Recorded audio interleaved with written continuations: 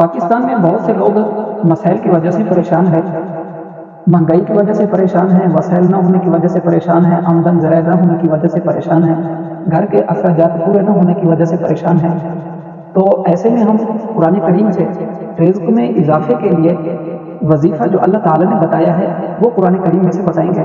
قرآن کریم میں 29ویں پارے میں اللہ تعالیٰ نے سورۃ نوح کے اندر ارشاد فرمایا فَقُلْتُ اسْتَغْفِرُوا رَبَّكُمْ إِنَّهُ كَانَ غَفَّارًا يُرْسِلِ السَّمَاءَ عَلَيْكُمْ مِدْرَارًا کہ حضرت نوح علیہ السلام نے اپنی قوم سے فرمایا کہ اے میری قوم، اللہ تعالیٰ سے استغفار کرو، اپنے رب سے استغفار کرو، بے شک وہ بہت بخشنے والا ہے، مہربان ہے۔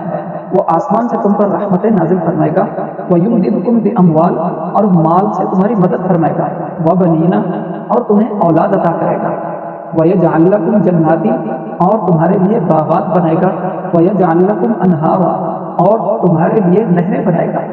تو اس صورت کے اندر اس آیات مبارکہ کے اندر اللہ تعالیٰ سے استغفار کرنے کا فرمایا گیا کہ جو اللہ تعالیٰ سے استغفار کرتے ہیں اللہ تعالیٰ انہیں مال بہت عطا فرماتا ہے، انہیں اولاد بیٹے بھی عطا فرماتا ہے، اور اللہ تعالیٰ انہیں پانی بھی وافر مقدار میں عطا فرماتا ہے۔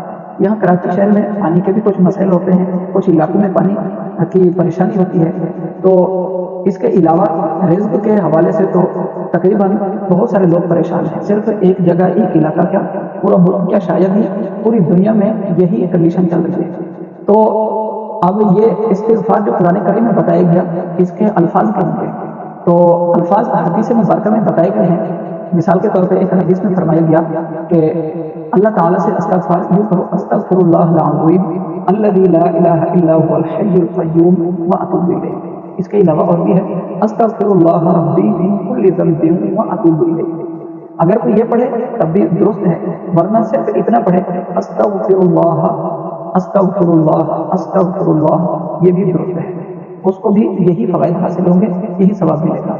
تو اس کو استغفار کو کم از کم 100 بار صبح کی نماز کے بعد پڑھنا ہے اور 100 بار شام کو پڑھنا ہے۔ تو انشاءاللہ الکریم اللہ تعالیٰ اس استغفار کی برکت سے، اس قرآنی وظیفے کی وجہ سے، اس کی برکت سے، قرآنی وظیفے کی برکت سے اللہ تعالیٰ رزق میں اضافہ فرمائے گا۔